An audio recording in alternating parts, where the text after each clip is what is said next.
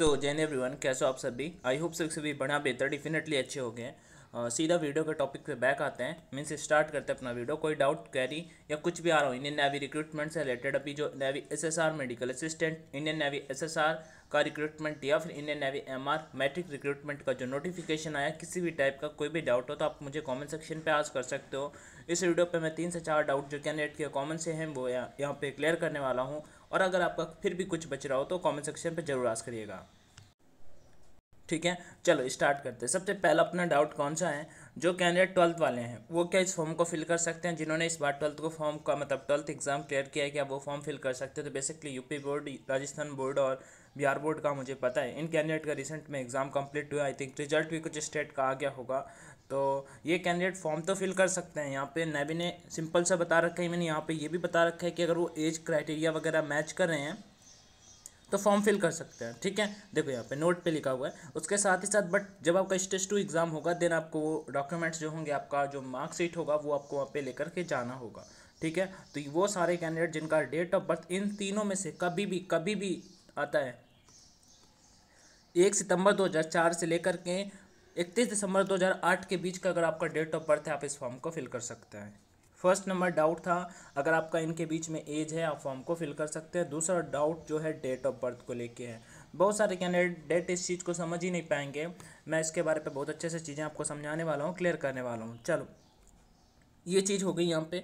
अच्छा, इसे डिस्कस करने से पहले मैं आपको एक बात और भी बता देता हूँ। देखो वो मेडिकल असिस्टेंट का, वो एमआर का हो या फिर वो एसएसआर का हो, तीनों को लेके कैंडिडेट का डाउट है कि क्या भैया वो हो सकता है क्या तीनों के मतलब एडमिट कार्ड जो है वो परसेंट के बेस पे आएंगे। तो मैं आपकी जानकारी के लिए बता दूँ, इस बार ऐसा कुछ भी नहीं होगा कि एडमिट कार्ड परसेंट के बेस पे आएंगे। सबके एडमिट कार्ड आएंगे, सबको इतनी फीस पे करनी होगी अलग अलग फॉर्म के लिए। आप तीनों फॉर्म फिल कर सकते हैं अगर आपके पास पीसीएम और साथ में बायोलॉजी भी है। तो अगर आपके पास पीसीएम 10th पास हैं, ठीक है, तो आप केवल एमआर का फॉर्म फिल कर सकते हैं। 12th पास है अगर पीसीएम से तो आप एमआर और एसएसआर का अलग अलग फॉर्म फिल करना होगा। ठीक है, एक ही नहीं, अलग अलग फॉर्म, अलग अलग पेपर।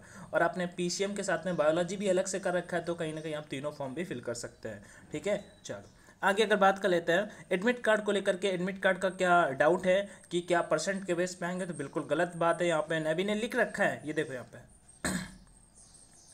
जे नंबर पॉइंट पे, मतलब 10वें नंबर पॉइंट पे, कि इंडियन नेवी रिजर्व रखती है राइट कि वो शॉर्ट लिस्ट कर सकते हैं 12th और 10th के बोर्ड एग्जाम की बेसिस पे। बट ऐसा कुछ होने वाला नहीं है। अगर वो रुपए ले रहे हैं आपके 610, ठीक है, 550 रुपये और 18% जीएसटी, मतलब 60 रुपये और हो जाते हैं लगभग।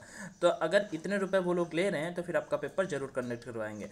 और ये एसएसआर जो मेडिकल असिस्टेंट वाले कैंडिडेट हैं उनके लिए काफ़ी अच्छी बात है, क्योंकि वो उनका कहीं ना कहीं अभी से परमानेंट टाइप में हो जाएगा। चलो, तो ये चीज़ हो गई, आपको समझ में आ गई। अगला डाउट तो एडमिट कार्ड का। अब अगला जो डाउट है वो मैं आपको बता देता हूँ यहाँ पे डेट ऑफ बर्थ को लेके। यही सबसे, मैं तो स्पेसिफिक इस पर एक वीडियो बनाने वाला था बट मैंने कहा फिर काफ़ी हो जाएगा, इस वजह से मैंने कहा इसी वीडियो पे कवर करता है। बट इससे पहले मैं आपके साथ में एक चीज़ शेयर करूँगा। हाँ, जो भी कैंडिडेट सीरियस हैं इंडियन नेवी की प्रिपरेशन को लेके, मैंने लास्ट टाइम एक बैच नेवी का लॉन्च किया था। अपने पास इस बार भी 50 दिन का समय है। तो अगर हम न्यू क्लास करते हैं, सारा का सारा सब कुछ करते हैं तो बहुत तेज करना होगा और फिर हम प्रैक्टिस भी नहीं कर पाएंगे। तो मैंने सोचा है कि हम उसी बैच को कंटिन्यू करेंगे। सारा का सारा कंटेंट एग्जाम रिलेवेंट है। बहुत सारे कैंडिडेट ने लास्ट बैच क्लियर किया था तो आप उसमें इनरोल कर सकते हो। ठीक है, यहाँ पर मैं आपको कंप्लीट जीके जीएस कराने वाला हूँ। ये नहीं कि पहले तो थोड़ा बहुत थ्योरी जो एग्जाम के पॉइंट ऑफ व्यू से इंपॉर्टेंट हो सकता है, उसके बाद एमसीक्यू फॉर्मेट में विद फुल एक्सप्लेनेशन। तो आपका जीके वाला सेक्शन ऐसा है कि अगर जीके पे स्कोर कर लिया देन आप मैथ्स पे और साइंस पे और या फिर अदर इंग्लिश पे अच्छा स्कोर कर सकते हैं। तो मेरा बैच जो है वो स्पेशली जीके जीएस और साथ में रीजनिंग का कुछ क्लासेस, उसके साथ ही साथ इंग्लिश का कंप्लीट क्लास, एमसीक्यू और मोस्ट इंपॉर्टेंट मैंने अपने बैच में आपको 35 मॉक टेस्ट भी प्रोवाइड किए हैं, प्लस 15 मॉक टेस्ट इस बार और भी ऐड करूँगा। उसके बाद और भी है 20 टेस्ट मैं इंग्लिश के अलग से एडिशनल प्रोवाइड कराऊंगा विथ फुल वीडियो सॉल्यूशन। ये चीज़ हो जाएगी। और क्या क्या हो सकते हैं यहाँ पे मैं आपको स्टेज फर्स्ट के लिए गाइड करता चलूँगा। स्टेज 2 में आपका पहले पेपर होता है, मोस्ट इंपॉर्टेंट होता है। देखो आपको स्टेज 2 के लिए कोई नया बैच बाई करने की नीड नहीं होगी, इसी बैच से आपका काम हो जाएगा। ठीक है, स्टेज 2 के लिए इंग्लिश के लिए आपका सारा का सारा सब कुछ रहता है, जो जो चीज़ें पेपर में आती हैं वो सारा का सारा। मैथ्स और साइंस के लिए मैं आपको डेली टारगेट देता चलूँगा पीडीएफ फॉर्मेट में। वो चीज़ें आप वहाँ से अच्छे से कर सकते हो। कभी कुछ लगा किसी कैंडिडेट का वीक पॉइंट हुआ तो उसके लिए मैं वीडियोज़ प्रोवाइड करा दूंगा दूसरी जगह से कि आप ये वाली चीज़ें कर लो, आपके एग्जाम के लिए पॉइंट ऑफ व्यू से वो बेहतर रहेंगी। फीस कितनी है, तो फीस इसका 349 रुपीज़ है। MR के लिए जो केवल कैंडिडेट करना चाहते हैं वो 249 रुपीज़ फीस है। और उसके बाद इसे बैच को इनरोल कहाँ पे कर सकते हो, टेलीग्राम पे जाओगे, सर्च करोगे @अंशु सिंह 2, क्योंकि अपना बैच वहीं पे है, कोई एप्लीकेशन जैसा नहीं है। @अंशु सिंह 2 या टेलीग्राम पे जाके सर्च करना है, ठीक है। उसके बाद वहाँ पे मुझे मैसेज कर सकते हो, कोई डाउट है तो आप मुझसे आस्क भी कर सकते हो, और अपना नेम, नंबर और पेमेंट का स्क्रीनशॉट, ठीक है। फीमेल कैंडिडेट को मतलब नंबर का स्क्रीनशॉट, नंबर जो होता है वो नहीं शेयर करना होता है, अपना नेम और उसके साथ में पेमेंट का स्क्रीनशॉट मुझे शेयर कर सकते हो, मैं आपको ग्रुप पे ऐड कर दूंगा और फिर क्लास वगैरह आपकी चालू हो जाएंगी अच्छे वे से। बाकी आप मुझसे कनेक्टेड रहोगे, कभी भी कोई भी डाउट आएगा तो अपन वो चीज़ सॉर्ट आउट करते चलेंगे। आगे बढ़ते हैं, टॉपिक पे बैक आते हैं, ठीक है। तो ये चीज़ आपकी हो गई। आगे बढ़ते हैं, यहाँ पे नेक्स्ट की ओर बढ़ते हैं और नेक्स्ट जो चीज़ें हैं वो डिस्कस कर लेते हैं। DOB वाला मेन इंपॉर्टेंट पॉइंट था वो मैं समझाता हूँ। देखो सबसे पहले क्या है कि जो कैंडिडेट है आप इस फॉर्म को अप्लाई कर देते हो, ठीक है। जिन कैंडिडेट का एक एग्जाम्पल के लिए बताता हूँ, जिनका एज 1 अक्टूबर, ठीक है, 1 अक्टूबर 2004 है, वो इस वाले बैच के लिए एलिजिबल नहीं होंगे, ना इस वाले बैच के लिए एलिजिबल होंगे।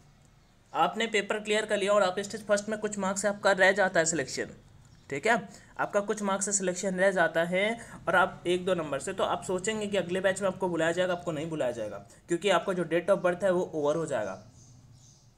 तीनों बैच में सिंपल से टर्म में मैं बता दूं, जिन कैंडिडेट का एज इन बीच के लिए है, जिनका इस एज में डेट ऑफ बर्थ है, वही कैंडिडेट तीनों बैच के लिए एलिजिबल है। नहीं तो अब जैसे एग्जाम्पल के लिए मैं एक बात बताता हूँ, एक कैंडिडेट है जिसका डेट ऑफ बर्थ है सितंबर ले लेते हैं, 7 सितंबर, ठीक है, 2008, ओके, 7 सितंबर 2008, वो ना इस बैच के लिए एलिजिबल है, ना वो इस बैच के लिए एलिजिबल है, केवल इस वाले बैच के लिए एलिजिबल है। वो फॉर्म फिल करेंगे, पेपर भी आपके साथ मई में ही देंगे, लेकिन उनको बुलाया नहीं जाएगा। उनके मार्क्स ज़्यादा भी होंगे ना, फिर भी उनको नहीं बुलाया जाएगा, क्योंकि वो एलिजिबल ही नहीं है अभी। उन्होंने बोला है सबसे पहले प्रेफरेंस में, ऐसा नहीं है जिनके मार्क्स ज़्यादा आएंगे उनको पहले बुला लेंगे, एज मैटर करती है, ठीक है।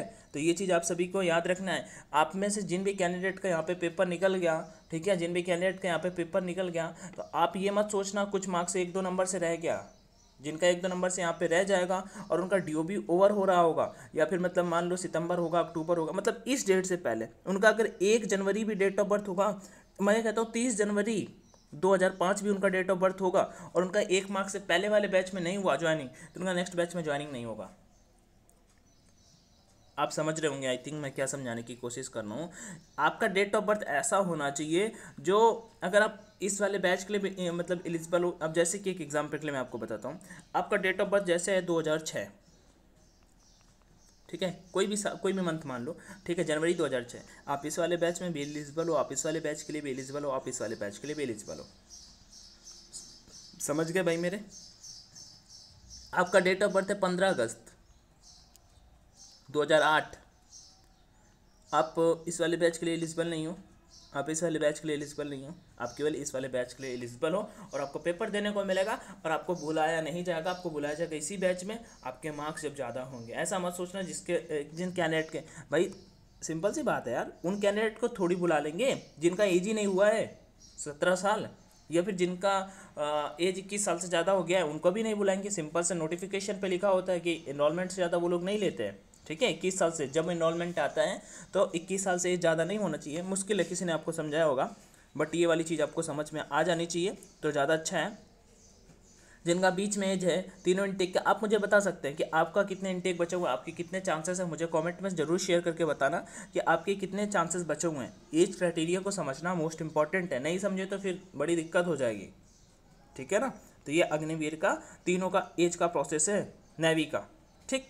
अगर आपका डेट ऑफ बर्थ यहाँ पे इसके आसपास मान लो, मैं कहता हूँ कि नवंबर 1 नवंबर 2004 है, ठीक, आपका मेरिट लिस्ट आएगा और आपका जो मेरिट लिस्ट में मान लो राजस्थान स्टेट का कट ऑफ 50 नंबर गया और आपके 50 नंबर नहीं आए, आपके 48 नंबर आए, तो आप अगले बैच के लिए इसके लिए एलिजिबल नहीं होंगे, आप यहाँ से आउट हो गए, क्योंकि आपका अगले बैच के लिए वो डेट ऑफ बर्थ ही नहीं है।